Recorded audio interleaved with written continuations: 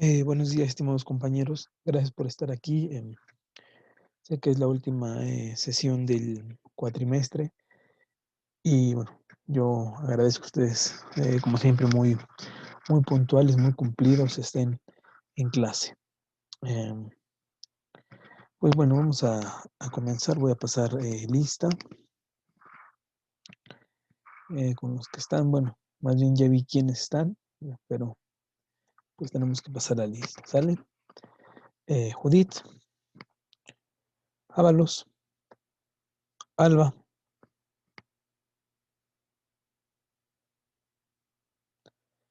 Giselle. Presente, profe. Gracias, Alba. Giselle, Karime. Presente. Gracias, Karime. Monse. Presente. Gracias, Monse. Wendy. Eh, León Cerón. Presente. Ok, gracias. Fernando Iván. Mejía Villaseñor. Presente. Gracias, compañero. Pedraza. Nancy. Armando. Rivero. Geraldine. Orland y Dredd. Bueno, compañeros. Por cierto, una pregunta. ¿El día de hoy solo tienen la clase conmigo o tienen otra clase posterior a esto? Compañeros. También tenemos otra clase, profe. Ok, después de la mía, supongo, o sea, o más tarde. No, después de la suya. Perfecto, muy bien, compañeros. Bueno, entonces vamos a dar comienzo.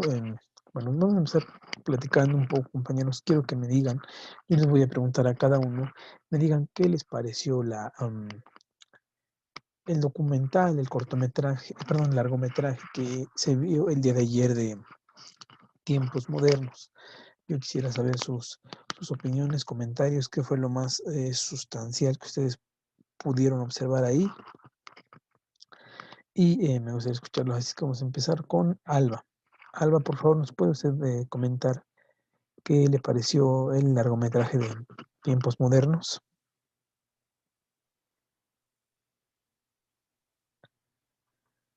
Profe, ¿me puede repetir? Perdón, es que me falló un poquito el internet. No se preocupe, sí, le decía que si nos puede comentar eh, un breve resumen de la película la película de Tiempos Modernos, qué le pareció, qué le deja de impresión, le parece interesante, qué es lo que vio. Entonces, así les voy a preguntar a cada uno para que nos externen sus comentarios al respecto, por favor. No, sinceramente, profesor, no la he visto. No No la la vi, vi. no la vio. Ok, Alba, gracias. Karime. Bueno, pues a mí se me hizo interesante, a pesar de que pues es una película que yo no había visto y que no es algo que yo suela ver porque pues casi no hablan mucho y pues la película es en blanco y negro.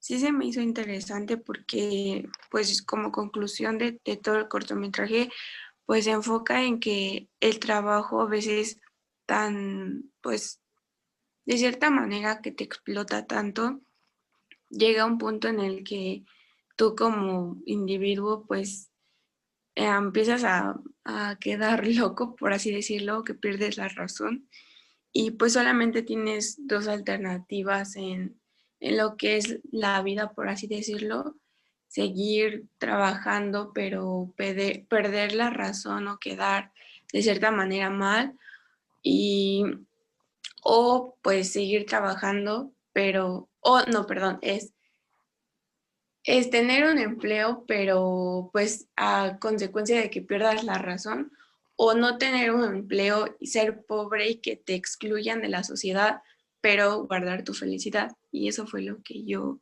pude entender de toda la película. Excelente, muy buen análisis, Karime.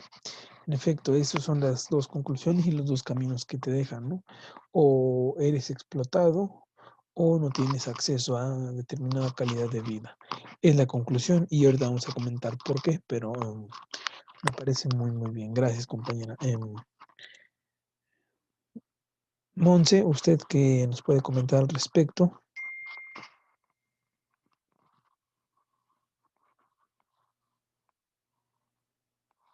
Monse, ¿usted qué nos puede comentar al respecto? Profe, que igual no la pude ver. No la veo, ok. No. Villaseñor, ¿usted qué nos puede comentar al respecto?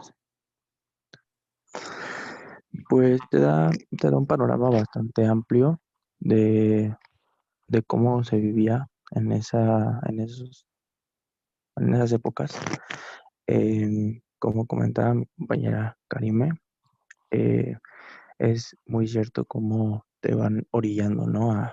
Ok, pues quieres tener un empleo y, entre comillas, vivir como normal o, o que pues te excluyan de alguna manera porque pues te das cuenta de que las condiciones de trabajo no son las mejores o no son aptas, ¿no? Para muchas de las personas. E incluso en la película se puede ver como es una pareja, al esposo lo están corriendo de muchos trabajos en los que está, pero pues sí es esa parte, ¿no? De querer a lo mejor subsistir o sobrevivir ante las grandes industrias que comenzaban a surgir en ese entonces y pues no había de otra porque era muy, digamos que era ese sistema pues primitivo capitalista de tienes que trabajar y trabajar es la base muy, bueno, es la base, ¿no? En ese entonces pues de la sociedad. Entonces sí es bastante cruel si lo vemos desde ese punto de vista. Perfecto, compañero. Sí, así es, Villaseñor, lo que tú comentas también va a dar a la misma idea que traíamos, ¿no? De que las condiciones laborales son de una sobreexplotación, en un contexto de explotar la mano de obra, ¿no? Entonces ahorita vamos a comentar por qué estamos diciendo esto. Geraldine, ¿usted qué nos puede comentar al respecto?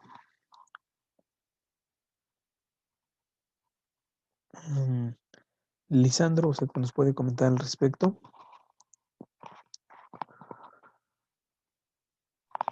Pues la verdad es que no la vi porque No la nadie vio. me dijo, No la veo. Bueno, compañero, está ni bien. me enteré.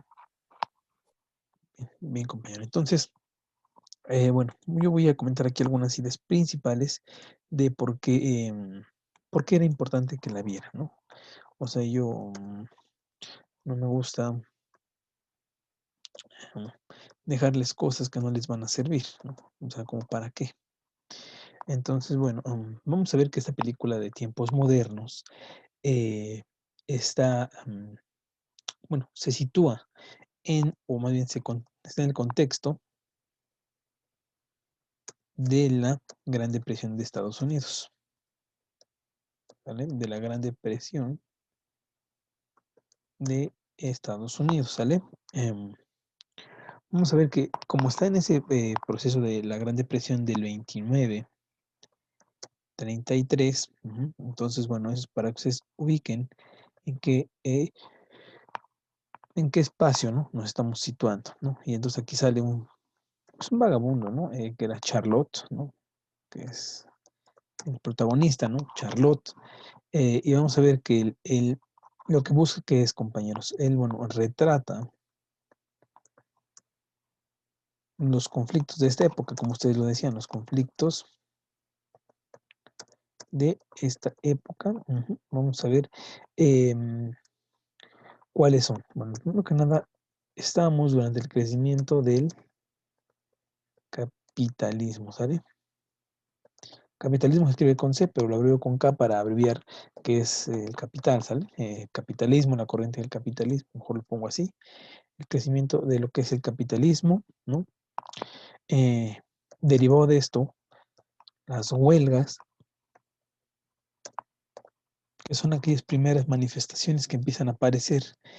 Y por qué aparecen las huelgas? Bueno, porque acuérdense que tenemos lo que es el trabajo obrero, ¿no? Las fábricas, ¿no? Sobre todo. Entonces, bueno, al haber fábricas, al haber obreros, gente organizada dentro de las unidades de producción, se empiezan a dar lo que son las primeras huelgas, ¿no? Es importante mencionarlo. Pero así como existen huelgas por exigir mejores condiciones laborales o corregir las que ya están, vamos a ver que también existe lo que es el desempleo, ¿no? Que es cuando una persona no puede ocupar un puesto de trabajo, viéndose sometida a una situación de paro forzoso, ¿vale?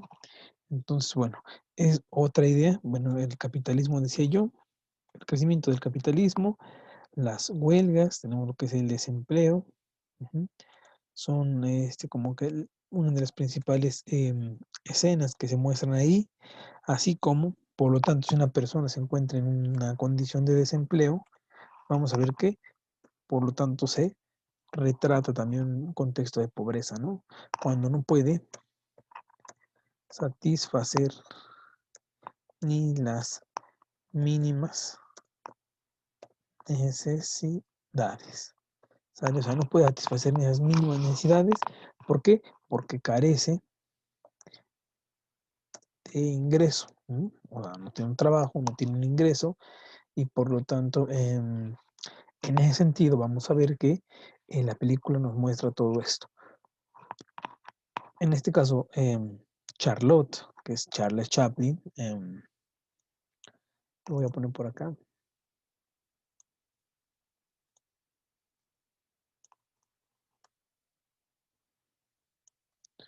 A ver que Charlotte, ¿a quién interpreta, no? Bueno, vamos a ver que interpreta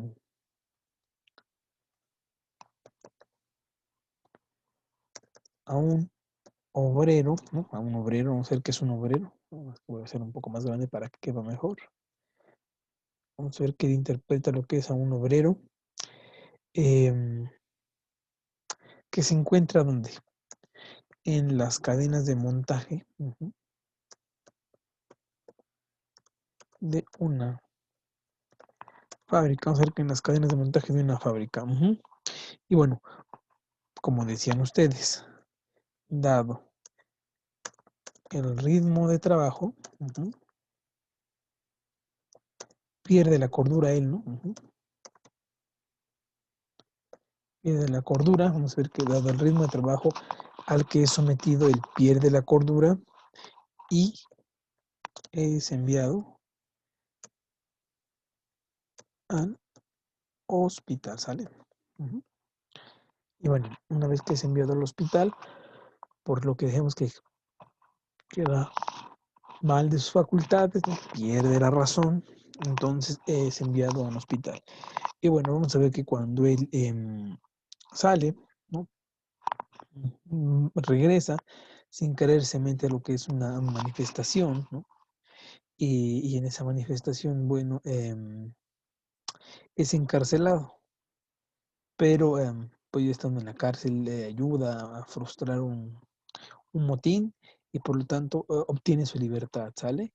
Eh, y bueno, sale, pero derivado de esto, la crisis económica que se vivía propician que no tenga oportunidad de conseguir un trabajo. Por lo tanto, busca o encuentra una joven huérfana, ¿no? Vamos a ver cómo es una joven huérfana, y bueno, ahí continúa, ¿no? La historia. Pero es un retrato perfecto de la Gran Depresión. Y obviamente esto va de la mano porque pues, la Gran Depresión se sintió en Estados Unidos profundamente, sí, pero no quiere decir que el resto del mundo estuvieran exentos de esto, ¿no? Entonces, bueno, era importante que ustedes la vieran para que de lo que veníamos trabajando, de lo que veníamos viendo, ustedes se lleven una idea y me gusta lo que comentan.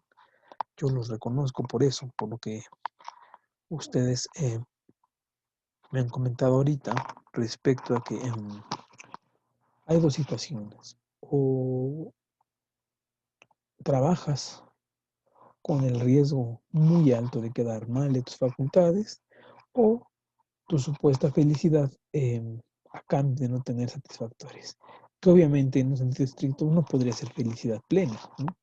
Porque cómo va a estar una persona, un hombre feliz, contento, teniendo una familia y que a esa familia no le pueda llevar el sustento a casa, ¿no?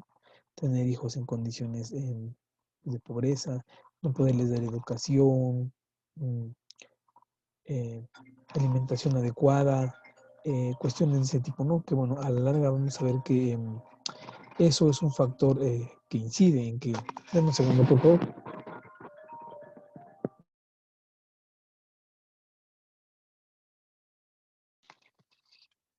Sí, disculpen, compañeros. Bueno, les decía yo, pues, las condiciones de precariedad en que muchas veces viven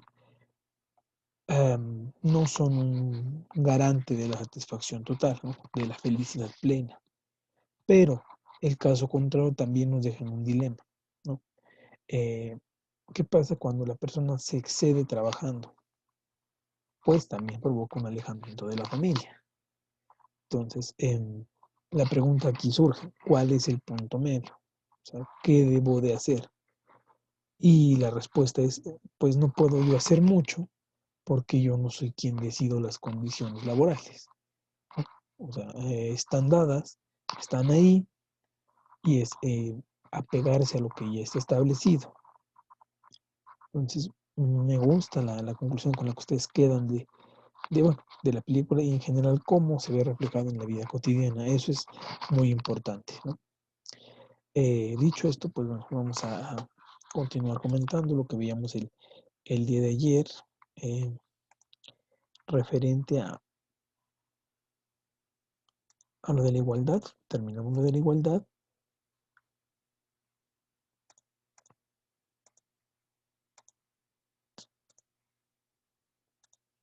Terminamos lo de la igualdad y quizás la última media hora la vamos a destinar a hablar, ¿no? El contexto que se vive por eso de la pandemia, pero con un enfoque europeo, ¿no? O sea, cómo lo perciben ellos y por qué me interesa cómo lo perciban ellos. Bueno, porque el curso fue Europa, ¿no? Europa 1, perdón, y pues es importante hasta nuestros días, o sea, hasta el día de hoy, cómo se ven. O sea, nosotros durante el curso, si ustedes se dieron cuenta, trabajamos mucha historia, avanzando en diferentes procesos, etapas, contextos, y mi idea es llegar a lo último, o sea, a lo de frontera, ¿no? Hasta donde estamos el día de hoy. Y es de la manera en que yo pienso concluir el curso con ustedes, ¿no? Hablando sobre lo más reciente. El día de ayer veíamos esta presentación de lo que es la igualdad de género en lo que es Europa. Vimos esto de la primera conferencia mundial de la mujer. Aquí vemos que está la primera conferencia mundial de las mujeres en el año 1975 en la Ciudad de México, ¿no? En el gimnasio Juan de la Barrera, en la Ciudad de México, un gimnasio muy grande donde se llevó a cabo esta Conferencia Internacional de las Mujeres, ¿no? de la Equidad. Entonces, bueno, México ha sido partícipe de estos eventos, ¿no? A nivel internacional. En 1979 vamos a ver que viene una convención sobre la eliminación de todas las formas de discriminación contra la mujer. En este sentido, lo que está en negritas en el cuadro rosa es muy importante. ¿Cuál es el objetivo primordial de la convención? Incorporar la mitad femenina de la humanidad a la esfera de los derechos humanos, ¿no? O sea, que ellos gocen también de estos derechos, que están involucrados con estos derechos. Y bueno, también vamos a ver que es importante mencionar que eso está consagrado en bueno, en lo que son 187 estados, entre ellos lo que es la nación de España, pero es importante mencionarlo, y abarca tres sentidos. El primero de ellos es los derechos civiles y la condición social y jurídica de la mujer, es decir, que tenga derechos y que los derechos sean respetados en su papel de su condición social. Y jurídicamente, es decir, que si lleva un proceso, una situación jurídica, sea apegado a los reglamentos y no por ser mujer se abuse de su condición para pretender otras acciones. En primer lugar, otro muy importante y que hasta nuestros días está muy de moda es la reproducción humana. Vamos a ver que en la cuestión de la reproducción humana hay un tema que es muy controversial, ¿no? La cuestión, por ejemplo, de, bueno, en dos sentidos. La primera y la más importante, bueno, la que más se menciona, es la cuestión de lo que es el aborto, por ejemplo. La mujer es libre de hacer con su cuerpo lo que ella desea, dice una teoría. Otra teoría dice que no es bueno que haga eso, ¿no? Son posturas distintas, ¿no? Y no vamos a meter aquí a estudiar eso porque pues, no es aquí una clase de filosofía donde nosotros platiquemos de esos asuntos, ¿no? Pero solamente yo se los comento, se los dejo como, pues, como ideas principales para que ustedes lo tengan, ¿no? Y les decía yo, esa es la reproducción humana, les decía yo, viene en dos sentidos. El primero ya les mencioné cuál es. El segundo es que ustedes saben, yo creo, no se los tengo que no es algo nuevo lo que les voy a decir, que en muchos países de lo que son África, por ejemplo, a la mujer se le practica la mutilación. Y saben a qué me refiero. A que se le mutila una parte de su aparato reproductivo por ideas que la gente de esos territorios tiene y que se ha buscado preservar, ¿no? O sea, ¿por qué mutilarle esa parte a la mujer? ¿No? Aparte de por qué mutilársela, muchas de ellas mueren por infecciones, por la forma en cómo les practican esa mutilación. Entonces, es el otro objetivo de la erradicación de las formas de discriminación contra la mujer en el sentido de su reproducción humana. Y bueno, la tercera línea en la que va esto es las consecuencias de los factores culturales en las relaciones entre los sexos, ¿no? Cuando viven en pareja, los derechos que tiene cada quien y las obligaciones, y que éstas estén a salvo, ¿no? Entonces, bueno, de ahí se desprende que la máxima participación de la mujer en igualdad de condiciones con el hombre en todos los campos es indispensable para el desarrollo pleno y completo de un país, el bienestar del mundo y la causa de la paz. Es así como concluye la Convención sobre la Eliminación de las Formas de Discriminación contra la Mujer. Es interesante todo esto. Bueno, durante 30 años, ¿no? Han habido conferencias de las Naciones Unidas sobre mujeres. Aquí están los diferentes años y la sede. Por ejemplo, la primera fue en 1975, lo que fue en México. Fuimos pioneros nosotros. Luego en 1980 tenemos en Copenhague, 1985 en Nairobi, 1995 lo que es Beijing. En el 2000 tuvimos la de Nueva York, en 2010 la de otra vez Nueva York, en 2015 fue en Nueva York y en 2020 fue en Nueva York, o sea, ha sido en Nueva York, ¿sale? Entonces, bueno, ya quedó como sede en Nueva York de las reuniones, de las conferencias de las Naciones Unidas sobre las mujeres. Las Naciones Unidas, acuérdense, tiene varios clasificaciones. Tenemos las Naciones Unidas, pero tiene su, en primer lugar, por ejemplo, lo que es la FAO, ¿no? Que es de Agricultura y Alimentación, bueno, Agricultura y Alimentos de las Naciones Unidas, la FAO. Así como tiene la FAO, también tiene su dependencia de lo que es igualdad de género, ¿no? Y mujeres, otra. Y así, la UNTAD, por ejemplo, es otra, ¿no? De comercio, también de la ONU. Y así, tiene sus derivados. ¿Sale? Entonces, bueno, se los comento para que ustedes también lo sepan. Es importante que ya como alumnos de a punto de egresar, o sea, a tantito de egresar, estamos hablando que a casi 8 meses de egresar, pues bueno, ya ustedes tengan una idea más clara, un criterio, ¿no? Más apropiado de estos temas. ¿Sale? Seguimos.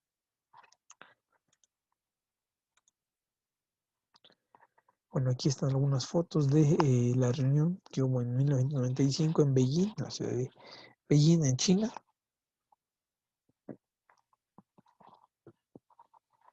¿Sale? Seguimos. Em, la Conferencia Mundial de Pekín, los temas de la agenda de esa reunión fueron las perspectivas de género. O sea, cómo está la estructura de la sociedad y las relaciones entre hombres y mujeres. Eso es la perspectiva de género. Y aquí se hace lo que es la plataforma de acción de Pekín, donde se ubican, es muy importante porque se ubican las 12 esferas consideradas de atención especial, que pueden ser el origen de la discriminación y del trato no igualitario contra la mujer, ¿no? Entonces vamos a ver que son 12 esferas, ¿no? Aquí están. La primera es la mujer y la pobreza, la condición y la capacitación de la mujer, en segundo lugar. En tercer lugar tenemos la mujer y la salud. En cuarto punto, la violencia contra la mujer. En quinto punto, la mujer y los conflictos armados, ¿no? Ayer hablábamos de esto. En sexto lugar tenemos la mujer y la economía. En séptimo tenemos que la participación de la mujer en el poder y la adopción de decisiones. En el octavo tenemos los mecanismos institucionales para el adelanto de la mujer. En la 9 tenemos los derechos humanos de la mujer. En el punto 10 tenemos la mujer y los medios de comunicación. En el punto 11 la mujer y el medio ambiente. Y en el 12 un tema también muy importante, la niña, ¿no? O sea, que los derechos también de las mujeres, en este caso específicamente de las niñas, estén a salvo, ¿no? Por las condiciones que, bueno, ustedes ya han escuchado en algún momento, que a veces pasan, que suceden y que son muy tristes, muy desgarradoras, ¿no? Esas acciones contra las niñas. Bueno, entonces esto es lo que se buscaba también en este asunto, ¿sale? Seguimos.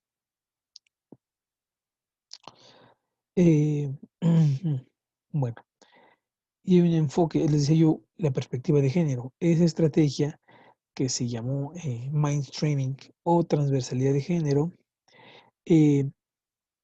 ¿a qué se refiere? Bueno, al proceso de valorar las implicaciones que tiene para los hombres y las mujeres cualquier acción que se planifique, llámese legislación, políticas y programas. O sea, ¿qué quiere decir esto? Que ahora las políticas no se iban a hacer en el corto plazo, sino se iban a hacer con miras en saber qué consecuencias tendría para el hombre y la mujer el planificar, el realizar estas acciones, ¿no? Eh, o sea, llevarlas al plano de lo real. ¿Sí? ¿Cómo las llevo a cabo? Denme un segundo, por favor. Déjenme comentar esto.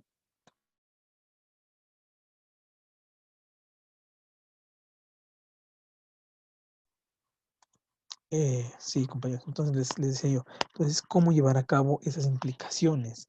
Que estas medidas de perspectiva de género surgen, ¿no? Entonces, bueno, son estrategias que se tienen que llevar a cabo. ¿Vale? Tenemos en el siguiente punto. Bueno, el impacto de estas, porque obviamente se hacen, pero hay que darles un seguimiento. Entonces, ese seguimiento mide el impacto de estas conferencias. Y, y vamos a ver que en estas conferencias han participado más de 40.000 personas. Obviamente son líderes de opinión, mujeres representantes de la sociedad, etcétera, ¿no? Entonces, bueno, se establecen los objetivos y se van evaluando, ¿no? Desde el Beijing más 5 hasta la Agenda 2030. O sea, fíjense cuánto tiempo llevamos de adelanto. Bueno, tendríamos que llevar adelanto. Los objetivos que de hoy al 2030 se tienen que llevar a cabo, o sea, son 10 años para irlos llevando en el mediano largo plazo. En 2010 la ONU, bueno, a través de su Asamblea General, crea el apartado que se llama ONU Mujeres, ¿no? Que busca lo que es la igualdad de género y el empoderamiento de la mujer, ¿no? El empowerment, ¿no? Que es como se le conoce, y bueno, hacer esto es un paso muy grande en la humanidad, ¿no? ¿Por qué? Porque, bueno, en primer lugar se busca dar el apoyo a las entidades intergubernamentales, ¿no? Como la condición jurídica y social de la mujer, dar asistencia a los Estados miembros para implementar eso, o sea, no solo que quede a nivel de un proyecto, sino yo te apoyo para que lo eches a andar, ¿no? Implementarlo y hacer que el sistema rinda cuentas de sus compromisos en materia de igualdad de género. Son sus principales funciones del apartado de ONU Mujeres, ¿no? Ahora, ¿cuáles son los organismos europeos implicados en las políticas de igualdad? Bueno, vamos a ver, son 3. Ya habíamos hablado de estos, que eran las Naciones Unidas, pero a través de la Unión Europea, que son los países que conforman únicamente la Unión, no toda Europa, y propiamente en su Consejo de Europa, que es representado por los jefes de Estado de cada territorio. Entonces, esto es muy importante, los organismos que participan en estas políticas, que se ven involucrados y por lo tanto su papel es fundamental, compañeros, es muy importante, ¿vale? Seguimos. Bueno, y esta lucha contra las desigualdades que les mencionaba yo, en lo que es específicamente la Unión Europea, se ha centrado en 2 frentes. 2 frentes han sido los que se buscan combatir. El primero son las medidas legislativas, ¿no? A través del Tratado de Roma, ¿no? Que dice que la remuneración para las mujeres y los hombres por un trabajo de igual valor, es decir, a mismo trabajo, mismo sueldo. Eso quiere decir, traduciendo ese párrafo, nos quiere decir eso. Y eso está en el Tratado de Roma, ¿no? Y a partir del 75 vamos a ver que se adoptan una serie de reglamentos, directivas, decisiones y recomendaciones para atender estos problemas. Y la segunda, decía yo, 2 frentes. El segundo son los programas, acciones e iniciativas, ¿no? Que buscan programas, ¿no? De tipo sucesivos, ¿no? Donde participen los Estados miembros para promover acciones destinadas a fomentar la igualdad de género, igualdad entre hombres e igualdad entre mujeres, ¿no? O sea, igualdad entre ellas, entre ellos y entre los dos, ¿no? En ese sentido va. Es importante que ustedes lo vayan analizando para que sepan, ¿no? En qué contexto estamos.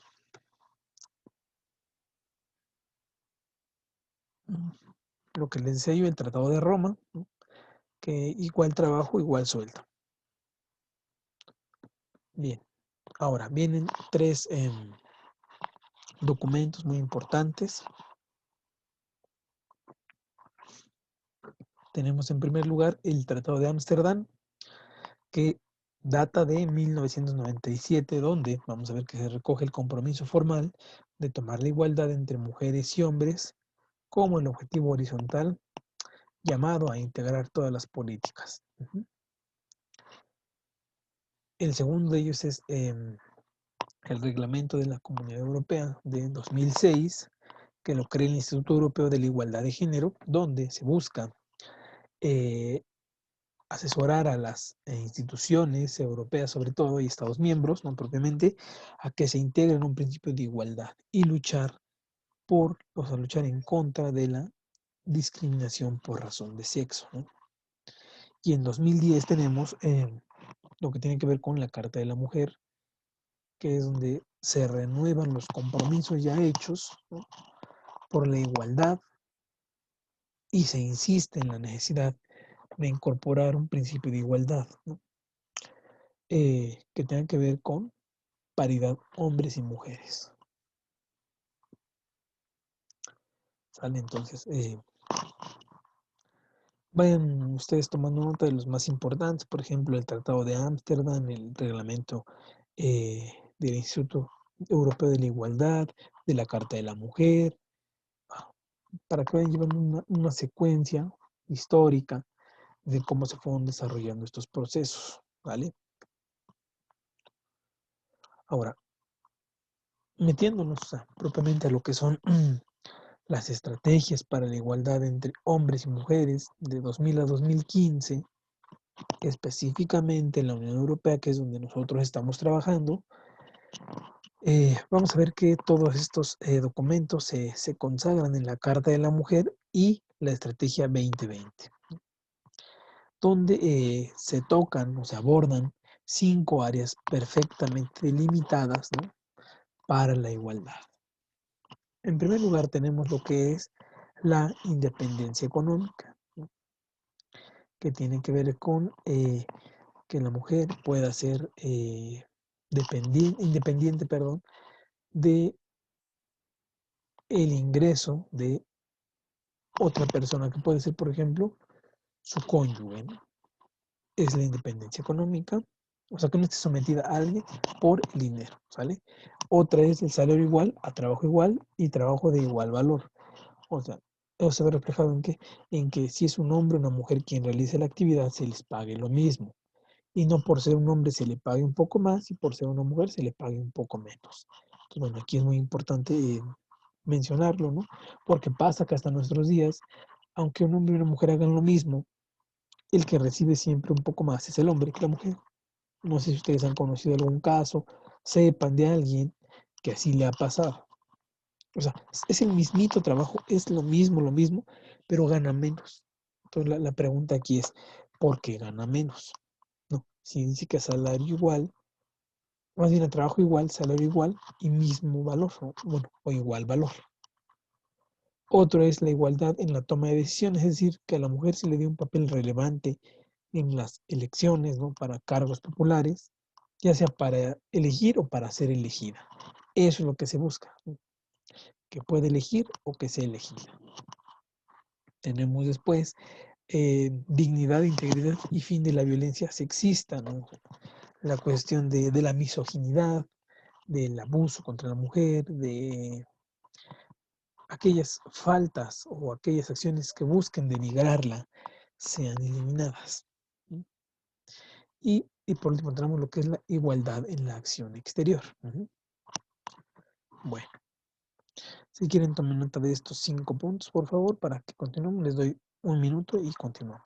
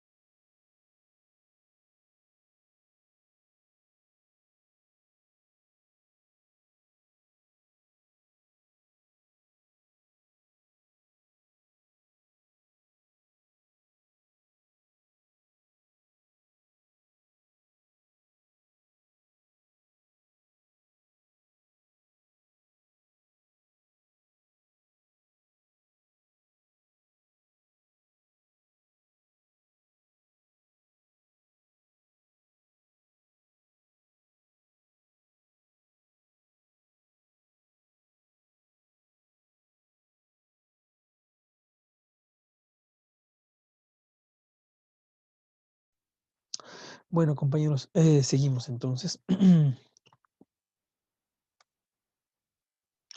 Ahora, el plan por la igualdad de género 2011-2020, que también es elaborado por la Unión Europea, vamos a ver que fue impulsado por países como Suecia, España, República Checa, Francia, Finlandia y Dinamarca son los artífices de este documento, ¿no? Y vamos a ver que busca contribuir a hacer realidad las aspiraciones de la Unión Europea en materia de igualdad de género, reducir las diferencias por razón de género en el empleo y el acceso a la protección social, que ustedes saben que, bueno, este tema también es muy polémico, ¿no?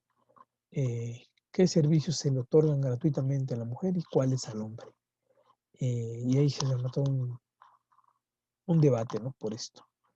Aprovechar plenamente el potencial productivo de la población activa, es decir, el bono poblacional, por ejemplo, que se tenga, aprovecharlo y contribuir a hacer frente a los desafíos demográficos mediante el fomento de un mejor equilibrio entre la vida y el trabajo para mujeres y hombres.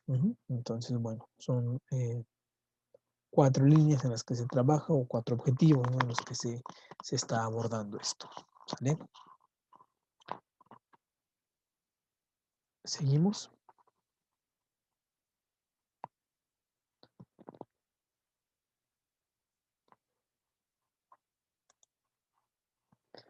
¿Se acuerdan que hablamos de este organismo que se llama Consejo de Europa, ¿no? Consejo Europeo, bueno, que se funda en 1949 y que actualmente abarca lo que son 47 estados. ¿Sale? Entonces, busca varios objetivos, pero los primordiales están en la Estrategia de Igualdad de Género de 2014-2017, que buscan estimular las siguientes acciones. Perdón. Bueno, buscan lo que ya les mencionaba yo, la cuestión de la equidad, la igualdad, y se han realizado diferentes reuniones o conferencias desde 1986 hasta el 2010 en diferentes ciudades de lo que es Europa, ¿no? De Estrasburgo, Viena, Roma, Estambul, Skopje, Estocolmo, Bakú. Y bueno, entonces ellos buscan la igualdad en la vida política y los procesos de decisión. Igualdad real entre hombres y mujeres, combatir la violencia, criterio fundamental de la democracia, prevención de conflictos, procesos democráticos justos, ¿no? Derechos humanos, desafíos económicos, la igualdad y la realidad en la vida, ¿no? Muy bien.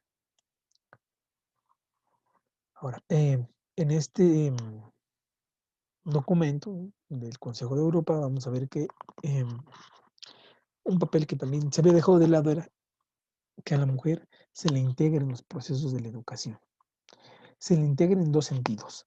O sea, que tenga derecho a la educación y que sea participante activo en la educación, es decir, que pueda ser, por ejemplo, maestra, ¿no? No solo que se le brinde la educación, se le prepare en la escuela, sino que ahora ella pueda contribuirle a la educación, ¿no? Con actividades ex profeso para eso, o sea, maestra. Entonces, en este sentido, también a los Estados miembros se les insta, o sea, se les solicita que revisen su legislación y su práctica, promuevan y fomenten medidas destinadas a integrar la dimensión de género en todos los niveles del sistema educativo, promocionar, aplicar y dar seguimiento a la evaluación de la integración de la perspectiva de género e incorporar el principio de igualdad entre hombres y mujeres a la legislación nacional sobre educación, ¿no? Que vayamos en este sentido, todos, ¿no? Trabajando. Es algo que se les insta a estos Estados miembros. Esto ya lo mencioné, creo que ya. Algunas buenas prácticas para introducir las medidas que se recomiendan en el Consejo de Ministros. Bueno, no las voy a leer, pero aquí están. Y bueno, esta frase es muy importante. Dice que la igualdad de mujeres y hombres, por mucho que sea una exigencia de la razón humana, no es un hecho, ni siquiera en las sociedades que proclaman ideales democráticos. Es decir, que aunque la razón dicte que es necesario, muchas naciones no tienen esto. Entonces, es por eso que se debe de trabajar mucho en este sentido. O sea, que más allá de que la razón lo pida, sino por cuestiones incluso humanitarias, ¿no? Se debe llevar a cabo. Es lo que dice esto. Seguimos. Y decía que por el momento en Nueva York, 20 de septiembre de 2014, hace poco, 6 años. Y ustedes recordarán que hace como, ¿qué será? Un año, había un movimiento que era He for She. Bueno, ahí nace este movimiento, el He for She, nace en Nueva York el 20 de septiembre de 2014 y ese movimiento vamos a ver que está presente en cada rincón de México. Por ejemplo, les pongo de ejemplo en México, está ahí He for She, Texcoco, He for She, y así, cada municipio o cada institución tiene su He for She, que es este movimiento de la igualdad de género. Y bueno, en esa conferencia se concluyó diciendo, por el momento, ningún país del mundo puede decir que ha alcanzado la igualdad de género. Así de grave está el asunto que en la conferencia esa fue la conclusión, o sea, que habría que seguir trabajando. ¿Por qué? Porque ninguno, ni el más avanzado, ni el más, ni el más, o el más prioritario en esto, lo ha alcanzado. O sea, está muy cerca de alcanzarlo posiblemente, pero todavía no lo alcanza. Es lo que quiere decir. Bueno, este es un objetivo del 2015-2016, donde se busca transformar las economías para realizar los derechos, ¿no? Y aquí está la página web donde pueden consultar todo esto que yo les estoy diciendo, de progress.euwomen.org. Ahí pueden consultar todo esto. Y bueno, si nos vamos a los datos actuales, ya les dije las políticas, los lineamientos, los reglamentos y las buenas intenciones. Ahora, vámonos a los datos, vámonos a la parte cruda del asunto, los datos, ¿no? Acuérdense que los datos nos dan una idea de cómo estamos, ¿no? A veces la parte teórica se queda pobre en ese sentido, explica, pero no te da una muestra de cómo se encuentra. O sea, te puede dar a explicar cómo está, pero no te dice cómo se midió o cómo estamos así en ese momento. En cambio, los datos pues sí ayudan. Bueno, vamos a ver que,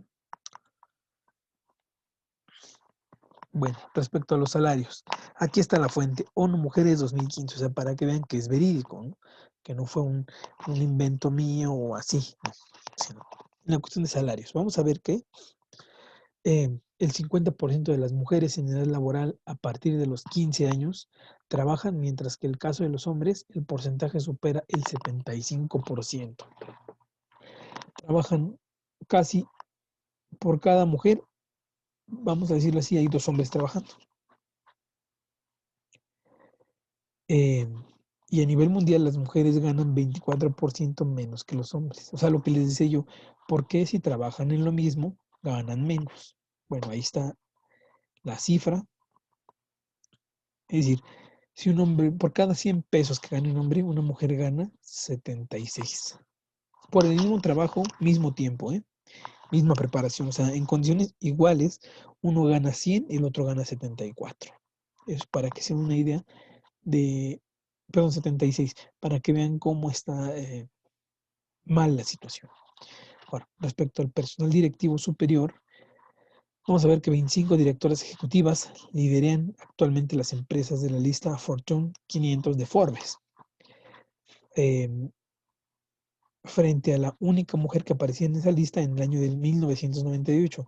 O sea, en 1998 había una sola mujer en la lista y en el 2015 25 mujeres ya estaban. O sea, tuvo un incremento del 2.400%, por decirlo así. Y no obstante, representan tan solo un 5% de todos los directores de la lista. Aunque son 25, son el 5%, es muy poco.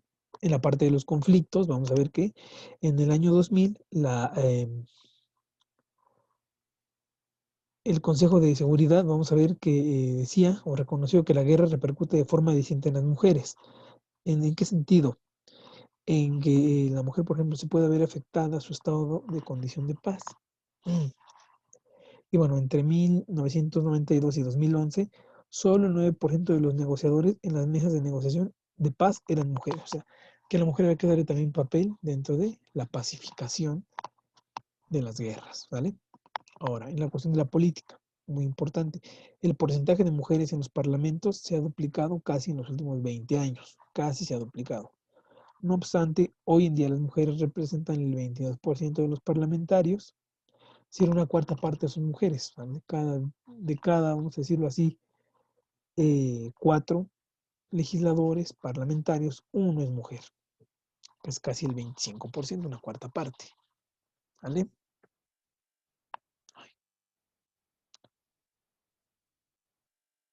Algunos otros datos básicos, tenemos que en todo el mundo, 1 de cada 3 mujeres ha sufrido violencia física o sexual, principalmente por parte de un compañero sentimental, o sea, de alguna pareja. Quiere decir esto que el 33% de las mujeres sufren violencia, ¿no? Física o sexual, que dentro de estas, bueno, tenemos también la violencia emocional, violencia psicológica, que incluso tienen un papel más fuerte que algunas lesiones. ¿Por qué? Porque son cosas que se quedan en la mente y luego sacarlas es lo más complicado. En 2012, 1 de cada 2 casos de mujeres asesinadas, el autor era su compañero sentimental o un miembro de la familia. En el caso de los hombres, estas circunstancias únicamente se dieron en 1 de cada 20 hombres. Es decir, de cada 20 hombres, 1 era asesinado por su pareja sentimental o por alguien de la familia. En el caso de las mujeres, el 50% era así, por su compañero sentimental, o sea, 1 de cada 2, que es el 50%. Y bueno, al hacer la pregunta que si estas leyes protegen a las mujeres, bueno, vemos aquí algunos comentarios como que 2/3 partes de los países han prohibido la violencia doméstica, o sea, la violencia que se da en casa por el esposo contra la esposa, por ejemplo.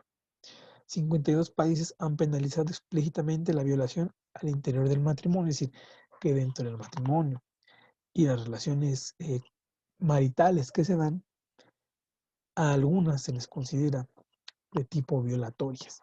Entonces, solo 52 países lo han penalizado explícitamente. Y tenemos que 2.600 millones de mujeres y niñas viven en países en los que la violación conyugal no está penalizada. No voy a meterme aquí en el tema porque no es una clase de ese tipo, pero yo se los dejo para que ustedes reflexionen, vean cómo está la situación allá afuera, ¿sale? Bueno, aquí tenemos cuestiones de lo que es la política, personal directivo, educación, violencia y salarios. Son igual cifras, ¿no? Por ejemplo, en la política, el porcentaje de mujeres en los parlamentos se ha duplicado, lo que ya mencionamos, ¿no? La violencia, eliminación de la violencia. No voy a meterme en esto porque ya lo dije. Ahora, ¿qué es lo que viene? ¿Cuáles son los retos? En primer lugar, tenemos que 800 mujeres mueren cada día por causas relacionadas con embarazos prevenibles. 1 de cada 3 mujeres experimentan violencia física, sexual, emocional o psicológica. Las mujeres ocupan solo el 22% de los escaños parlamentarios. Las mujeres suponen más del 60% de la cifra de analfabetos del mundo. Y la meta es trabajar juntos y podemos lograr la igualdad de género. Y de aquí viene el objetivo, Planeta 50-50. Igualdad, ¿no? 50-50 en 2030. Es el objetivo que se tiene. Ahora, ¿cuáles son las metas de género? ¿No? De los objetivos de desarrollo sostenible de la Agenda Mundial 2030, así como están los objetivos del milenio. Aquí tenemos los objetivos meta de la Agenda Mundial 2030. Primero, acceso a salud sexual y reproductiva, ¿no? Que tengan un acceso garantizado, servicios de calidad.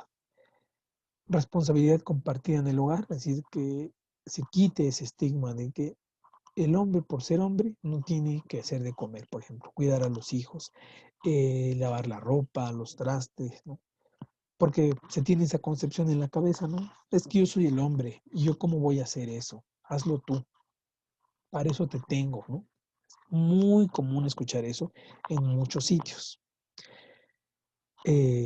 Participación plena y efectiva y liderazgo, fin de las prácticas nocivas, empoderamiento a través del uso de las tecnologías, fortalecer las políticas y marcos legales, dar por terminada la discriminación. El fin de la discriminación es muy importante. Tome nota, si quieren les doy 2 minutos para que podamos seguir.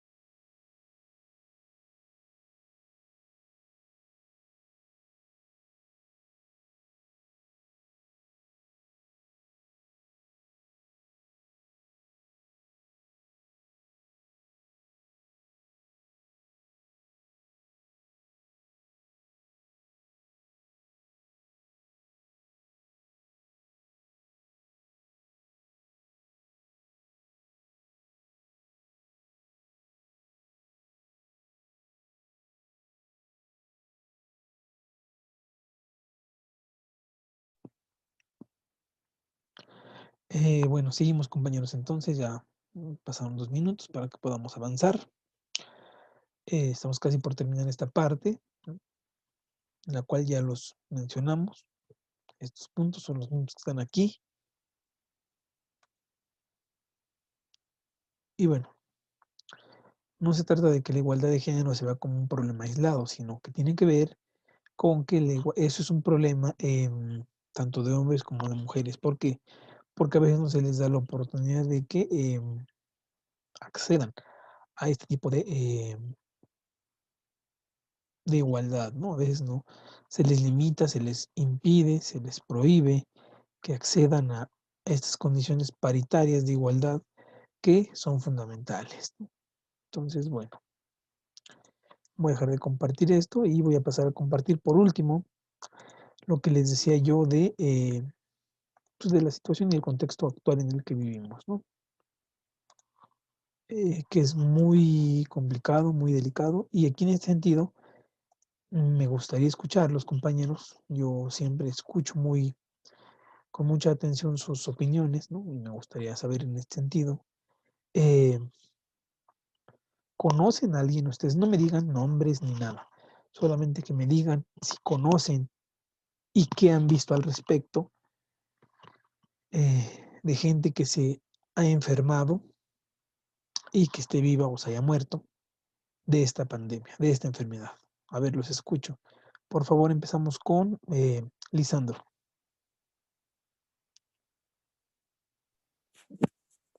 Pues no he escuchado, bueno, sí, de vecinos, pero que a mi mamá y mi abuela conocen, porque yo relativamente no convivo mucho con la gente, entonces no conozco a casi nadie. Ok, muy bien. Gracias, compañero. Alba,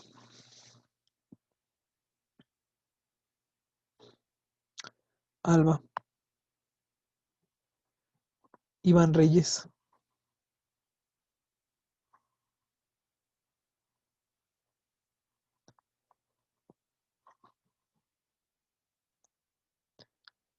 Monse,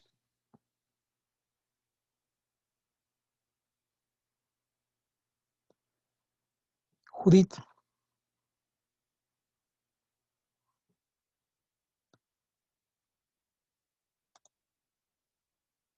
No, nadie, compañeros, ha escuchado de esos temas que les estoy preguntando. Compañeros, ¿me están escuchando?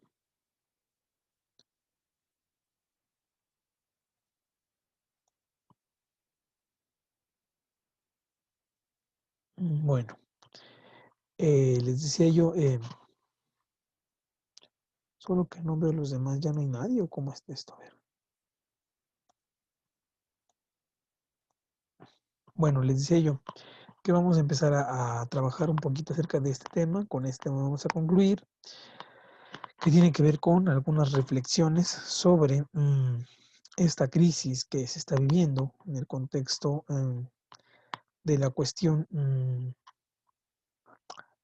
geopolítica y sobre todo en el marco de lo que es el contexto europeo, ¿no? Es un artículo de la doctora Silva Marco, ¿no? Es muy interesante, el cual vamos a comentar a continuación. Vamos a ver que,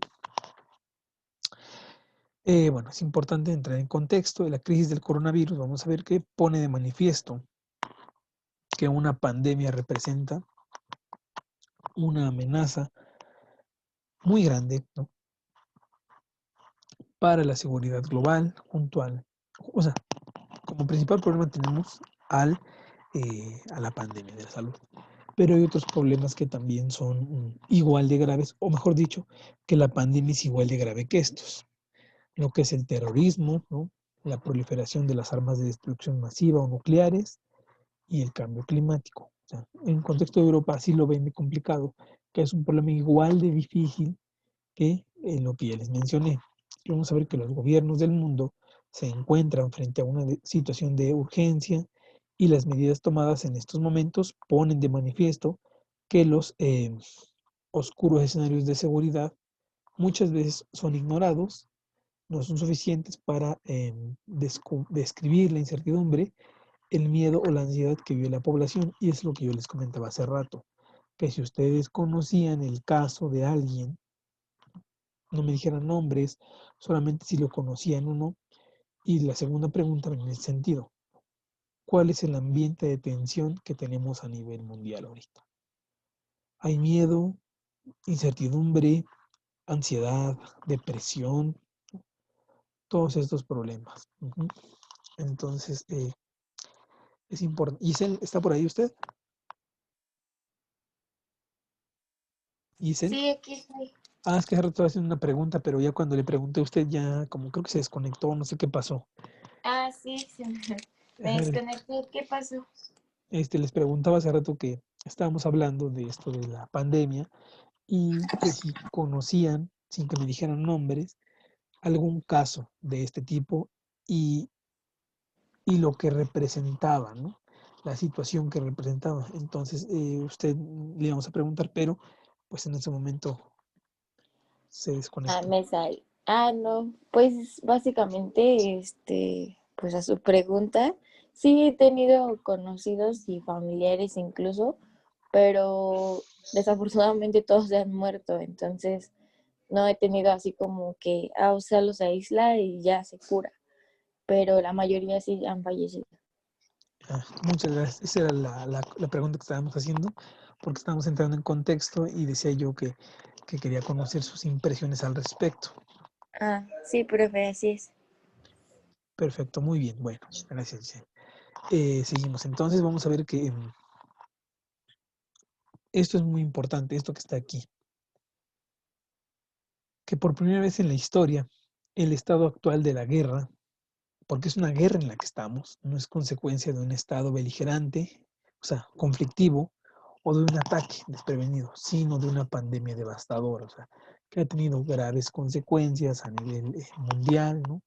Más acentuada en algunos estados, ¿no? Bueno, digo estados, o sea, son países, ¿no? Me refiero. Y bueno, esto viene derivado por eso que está aquí, sino de que son las consecuencias geopolíticas que cobran, ¿no?, un alto grado de inseguridad y han propiciado que los líderes políticos responsables convoquen no solo estructuras operativas, eh, sino también a estructuras de casos de urgencia. O sea, ¿cuáles son las estructuras operativas clásicas? Pues su gabinete político y las militares. No, ahora también se ha convocado a sociedades en calidad de urgencia, en específico, ¿cuál? El sector salud, el sector de los médicos, enfermeras, ¿no? Ha tomado una relevancia sumamente importante en este sentido. Ahora, bueno, vamos a ver que después de que pase en algún momento esta crisis, habrá que tomar en cuenta o calcular en qué modo la sociedad puede volver a la normalidad, lo cual se ve extremadamente lejos, complicado y difícil que vuelva a pasar. O sea, que todo vuelva a ser como era es muy difícil, ¿no? O sea, es muy complicado que eso pase. Entonces, bueno, surge aquí, por lo tanto, un paradigma a nivel geopolítico. ¿Quiénes y de qué forma podrán volver a ser normales si es que lo van a hacer? O si es que nunca vamos a regresar a eso. Tendrá que ver los factores geopolíticos, económicos, sociales, poblacionales. ¿Qué factores tendrán que ver aquí? O sea, cuáles son los papeles que jugará cada uno y cómo regresar al estado inicial en el que veníamos. Surge ahí la pregunta, ¿no? Ahora, vamos a ver que en este contexto surgen algunas cuestiones, ¿vale? Por ejemplo, el cierre de las fronteras para la movilidad de la población, obviamente tiene sus repercusiones geopolíticas, ¿no? A la gente se le puede prohibir que no salga, se puede cancelar el paso de personas, mercancías que puedan venir contaminadas, o qué sigue, ¿no? ¿Cuál es el contexto que viene? O sea, ahora a continuación, ¿qué es lo que viene? ¿Qué es lo que sigue? Ya que estamos en una situación catastrófica, ¿vale? Y bueno, eh, vamos a ver que aunque la atención de la población se centra casi en el desarrollo exponencial de la pandemia, vamos a ver que los actores geopolíticos han entendido que el principio de la cuarentena total y la operación Fortaleza Europea les ofrece oportunidad de continuar con las negociaciones ya anunciadas. Por ejemplo, en el caso de la Unión Europea tenemos que hay una negociación abierta entre la Unión Europea y Turquía sobre el futuro de los casi 5 millones de refugiados sirios que están atrapados en las fronteras de Turquía con Siria. Entonces, hay una zona de tensión ahí en ese lugar.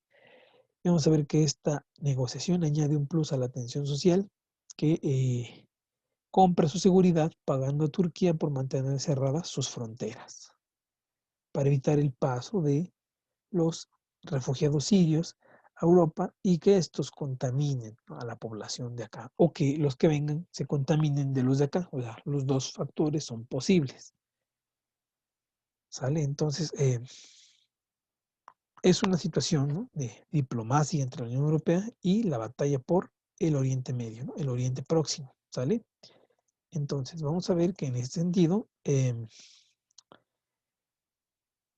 Gran Bretaña, por ejemplo, reaparece en el escenario, ¿no?, donde intentan cobrar un protagonismo diplomático, económico y militar, o sea, porque no solo es la parte de la enfermedad, ¿no? Ahora, Gran Bretaña quiere retomar a ser el gigante bueno, que es o que era, ¿no?, de la cuestión de la diplomacia, ¿no?, sobre todo, ¿no?, de diplomacia. Y la parte económica militar, que bueno, que también juegan su papel, ¿sale? Entonces tenemos que eh, una segunda cuestión muy importante tiene que ver con la indiferencia y escasa solidaridad en los tiempos de reacción defensiva frente al miedo generado por la pandemia, debido a complicaciones administrativas que han llevado a que las estructuras europeas tarden en llegar a una decisión común y establecer medidas de solidaridad entre ellos. O sea, ahora, en primer lugar hablamos del plano exterior.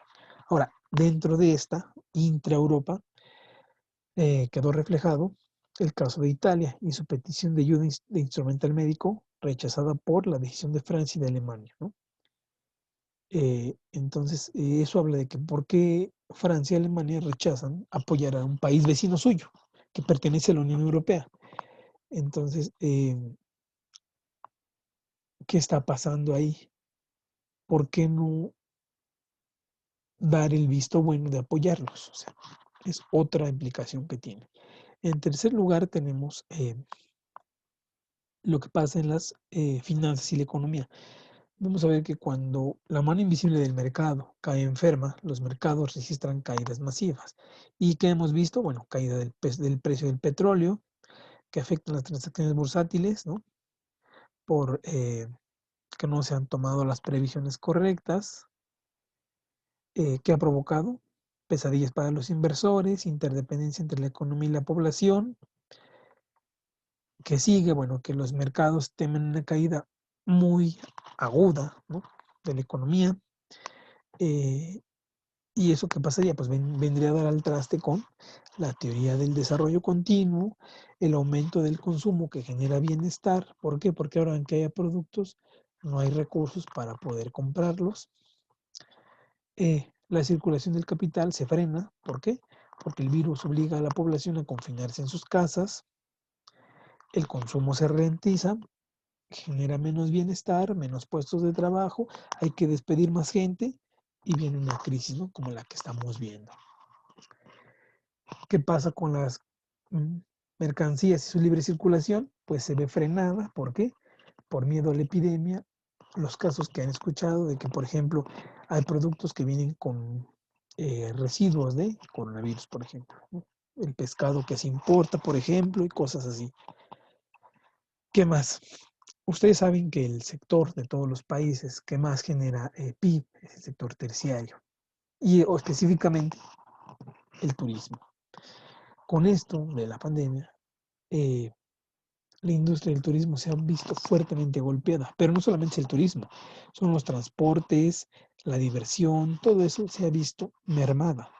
Entonces, ¿qué va a pasar con el PIB a nivel mundial? Pues es obvio que va a decaer, que va a disminuir, porque se han visto afectados estos sectores, ¿no? Aunado a esto viene la incertidumbre al empleo, que reduce cualquier tipo de consumo que no sea de tipo imprescindible, ¿no? O sea, que viene, que el consumo se ve muy afectado porque la gente no va a comprar por que fue a la plaza comercial, vio algo y lo quiso, sino que ahora dice, no, no sé si tenga mi trabajo asegurado, no voy a gastar más de lo necesario. Entonces, el pesimismo viene aquí. ¿Y el pesimismo qué es? Que tengas miedo a hacer cualquier cosa porque no sabes qué va a pasar. Entonces, eso daña gravemente a la economía, gravemente. Bueno, ahora, en el caso de probablemente de Europa, pues llegó a reducir su dependencia de China, ¿no? ¿Por qué? Porque en China empezó el brote, ¿no? Y por lo tanto, las cadenas de suministro se empiezan a romper. Por eso ustedes se dan cuenta que hay muchos productos que escasean. Y justamente hace rato estaba yo leyendo una nota antes de empezar la clase con ustedes de los microchips para aparatos. Hay escasez de microchips, microcircuitos, y esto viene a dar al traste en qué, en que la producción de los artículos, computadoras, celulares, tabletas, todo va a frenar entre un 10 a un 15%. ¿Por qué? Porque la cadena de suministro está rota. O sea, no hay abastecimiento, vamos a decirlo así. Entonces ustedes como gente de comercio saben que la cadena de suministro es fundamental para la producción, ¿no? Porque si no tienes lo que necesitas, ¿cómo vas a producir lo que quieres vender? Surge aquí la pregunta, ¿cómo produzco algo si no tengo con qué hacerlo? Si no tengo las materias primas que obviamente vienen en la cadena de suministro, ¿sale? Y aquí está, miren, de acuerdo a Harvard Business Review, vemos que los efectos se hacen sentir en ámbito tecnológico y de la industria farmacéutica. ¿Qué viene? Pues un futuro incierto, plagiado de interrogantes. La primera de ellas es la duración de la pandemia. El segundo es la aparición de la vacuna y si es eficaz o no, o sea, si va a servir o no. Se tiene el pensamiento optimista de que sí, que sea la solución, pero ¿qué pasa si no? ¿Qué va a pasar en ese caso? ¿Qué se va a hacer en ese caso, compañeros? Si no, no es lo que se esperaba, ¿sí? Y aquí vienen más preguntas. ¿Cómo esta crisis cambiará el escenario geopolítico mundial y en el caso de Europa? ¿Cómo se estructuran los mercados de trabajo y el del mundo? ¿Se verán favorecidos la preponderancia de otras profesiones y otros ámbitos de trabajo? ¿Cómo van a reaccionar los mercados de trabajo en los países más afectados como Italia, España o Francia? ¿Cambiarán sus prioridades? ¿Se impondrán reglas restrictivas para el acceso a extranjeros? ¿Se les podrá permitir a los propios ciudadanos regresar a sus puestos de trabajo? Es decir, cómo se verá afectada la movilidad de las personas. Volverá a ser como era, que tú podías pasar libremente, habrá restricciones, se prohibirá el paso. O sea, son cuestiones que a veces hay que hacerse en la cabeza, ¿no? O sea, ¿qué sigue? Y bueno, esta crisis va a poner de manifiesto que una sociedad tenga que ser más ecológica y sostenible, movilidad asegurada, ¿no? Un transporte público de calidad, el consumo, pues les dije yo, se va a ver frenado, la contaminación supuestamente va a disminuir, eh, supuestamente ¿por qué? Porque la gente no sale, pero ¿qué pasa cuando la gente diga, no, ya mejor me llevo mi carro, porque es muy inseguro andar en transporte público? Se va a disparar el consumo de combustibles y eso genera contaminación y de eso pues no se dice nada, ¿no?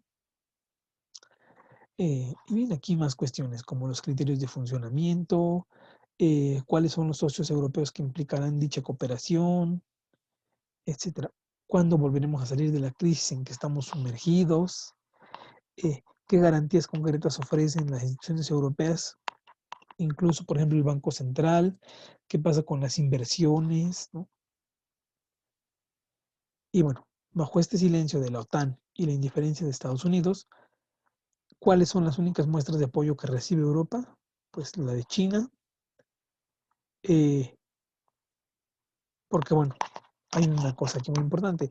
Europa es el lugar donde el gigante asiático ha invertido más por el camino de la seda, o sea, por eso China está apoyando a Europa. Y bueno, después de esa tormenta posiblemente venga la calma, pero puertas como España o Italia, ¿qué van a hacer para salir de esa crisis en la que se encuentran sumergidas? Es ahí la pregunta. Y bueno, con todo esto que no hay respuestas claras, o sea, hay muchos cuestionamientos. ¿Qué sigue entonces? ¿No? El proyecto europeo quedará como una obra abierta hacia los horizontes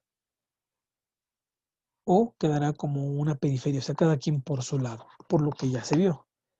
Entonces, ¿qué sigue? ¿Europa se fortalece o se debilita? ¿Y esto en qué sentido va? En que es la ayuda y apoyo mutuo por el bien y la supervivencia del proyecto europeo. O sea, está en un dilema. ¿Nos apoyamos o nos hundimos? Eso es lo que está actualmente pasando en Europa, compañeros. Y ustedes lo saben por la cantidad de muertos que ha habido, los países más afectados y todo lo que ustedes ya han escuchado, yo creo que diariamente, o sea, que no se los voy a repetir aquí, pero que nos dejen entredicho cómo está la situación. ¿Estamos de acuerdo aquí? Miren, ya vieron, 18 de marzo del 20. Yo creo que todavía no se agudizaba lo que estamos viendo hasta nuestros días, o sea, hasta el día de ayer o antier, ¿no? Lo que está pasando. ¿Estamos de acuerdo, compañeros, hasta aquí con lo que mencionamos?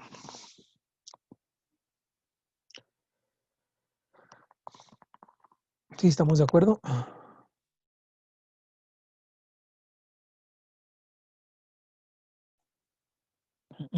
Bueno, compañeros, pues yo creo que hasta aquí la dejaríamos, hasta aquí daremos, finalizaríamos lo que es el curso, compañeros de Europa 1. Ya saben, un gusto para mí trabajar con ustedes y pues estamos en contacto. Espero que nos veamos en el próximo, si no, pues ahí estamos en contacto, ¿no? Por favor, compañeros.